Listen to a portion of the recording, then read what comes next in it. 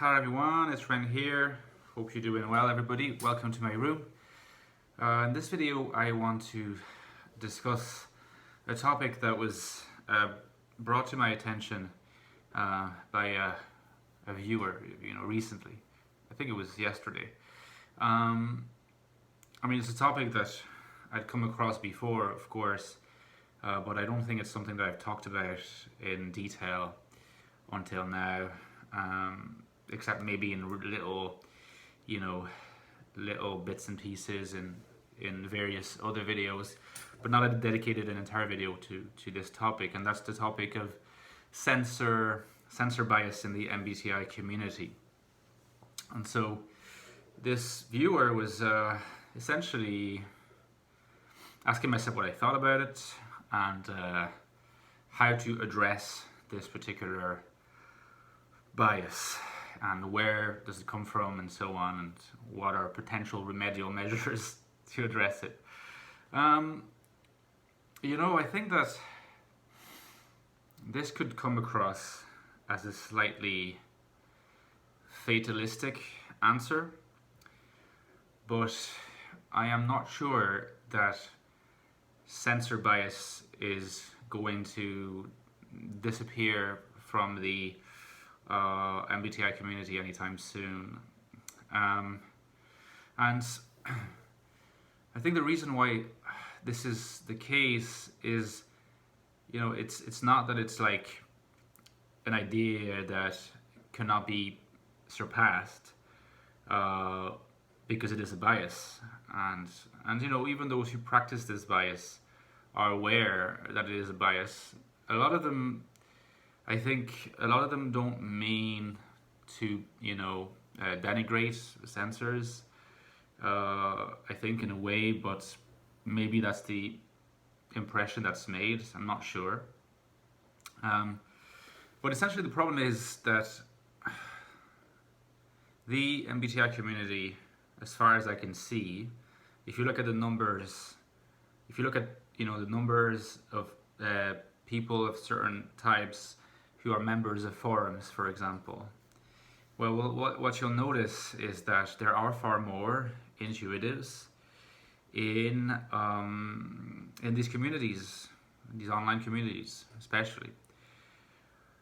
So intuitives are supposed to be about 25% of the population as a whole, but in terms of the population online, I wouldn't be surprised if the population of intuitives was 75% or 80%. And I think that's part of why there is this bias, is because there are not enough people of sensing types that could sort of counter it, because in a way the best way to counter it would be to have a censor's perspective to do that. But I think one of the issues is really that a lot of censors just they don't care that much about MBTI. I mean, of course, there are many censors who do care and who have an interest, but I think if you look at the figures, it's undeniable that a lot of people who are sensing types just don't care. They don't have enough of an interest in that. It doesn't mean that they dismiss it, because sometimes they may be open. My mum, for example, is very open towards MBTI, and she always loves hearing me talk about it. She does get into it. But will she, go out of her way to explore it, to investigate it? Not really. And that's because she has other priorities, and that links to the fact that sensing types are, manifest a slightly different, maybe more than slightly different, perception of reality than intuitive types. I think if you wanted to sort of express this difference metaphorically, you could say that a lot of intuitive types tend to experience their sense of self and their bodies as something that they could sort of look at from the outside and analyze from the outside. Like, if I were to use an expression from Sartre, the presence to self rather than just the self, whereas sensors, I think, are often more immersed in their self, and not their sense of self, not their presence to self, but their self as it is engaged in doing things in the world. Now, these things that they do in the world don't have to be like practical in the sense of having a practical kind of job, because that's another kind of cliche. It could be, there are lots of sensors in university departments. I would wager that in some university departments, the majority of academics are sensors.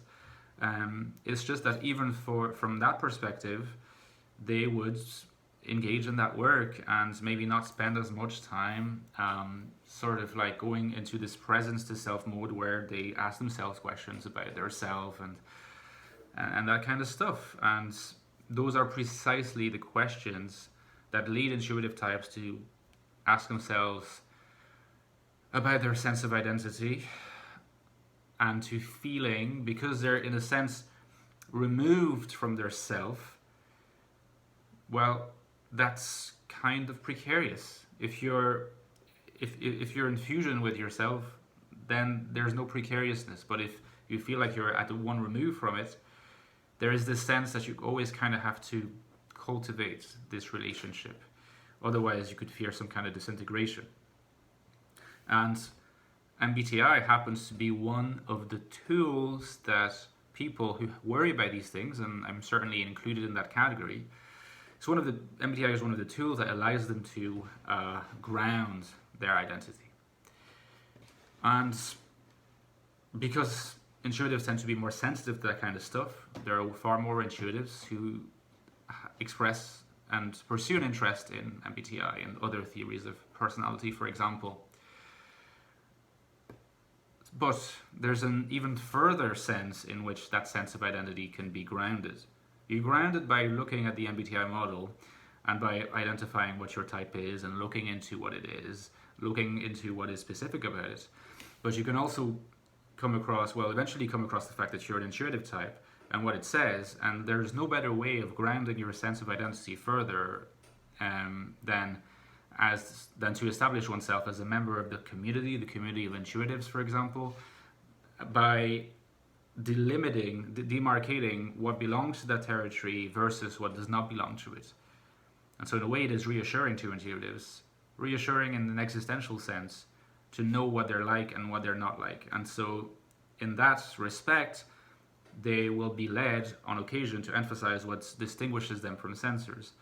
There are lots of ways that are not, that are pretty harmless in which they can distinguish themselves from sensors, even though those ways are always a little bit arbitrary, because all models are arbitrary to an extent. They're only, they only represents reality artificially. And then there are ways that perhaps are a little bit more harmful, but they're very easy. They're very easy to come up with and to share, and that's, for example, saying intuitives are more smart than sensors. That's a useful way for intuitives to tell themselves, oh, look, it turns out that as I thought, I can put words, on these thoughts now. It turns out that I am, probably more. Oh, Hazelnut is here. She's interrupting me. Sorry. I don't know if she's marrying. Maybe she just wants because I just gave her food. Anyway, intuitives know that they are likely to be more tortured about certain topics, and that they're going to suffer from this sense of remove from self to an extent. And so what better compensation than to say, well, after all, maybe that's a worthy price to pay because I get to be smarter or something like that. But obviously that's arbitrary because it's according to their own hierarchy of values. If sensors were as present in the MBTI community as intuitives are, we would immediately notice that they would have their own hierarchy of values. Like, you will not encounter a sensor in the MBTI community that would be like, oh yeah, true, intuitives, you're so smart, I wish I were an intuitive. I mean, maybe some people like that, but in fact, there are intuitives who wish they were sensors. But the majority of sensors would be like, well, that's your hierarchy of values. I have my own, and it's likely that if sensors constitute a community in the way that intuitives do, they probably will have ways to develop biases against intuitives. And the only reason why we don't see those biases as much is because there are far more intuitives than there are sensors. And so, yes, say hello to the... Say hello. I think she's a sensor, but she's a very smart sensor. So yeah, essentially that's the idea, you know. It's if you want to demarcate your sense of identity as an individual or as a community, resorting to cliches can contribute to quickening the process of setting boundaries and reinforcing your sense of identity. It's not always the best, but it's almost inevitable, I think. And sensors will do the exact same, and they would have different reference points for not just what is valuable in a human being, but probably what does intelligence mean for a human being. Because let's not forget that when people say like intuitives are smarter, they're using reference points in regard to what intelligence means that are intuitives reference points. Sensors will have different ones. And you know, if you hang out with the sensing type in the domain where they are comfortable and they can display like strong forms of intelligence, you can feel very stupid. It's handy for intuitives that most of the time they don't have to hang out in those domains, and that when they talk among themselves, they can act as if these domains didn't exist. But the fact of the matter is, as far as the real world is concerned, these domains exist, and they are just as numerous as the domains where intuitives are most comfortable. See you guys. Hope this was useful.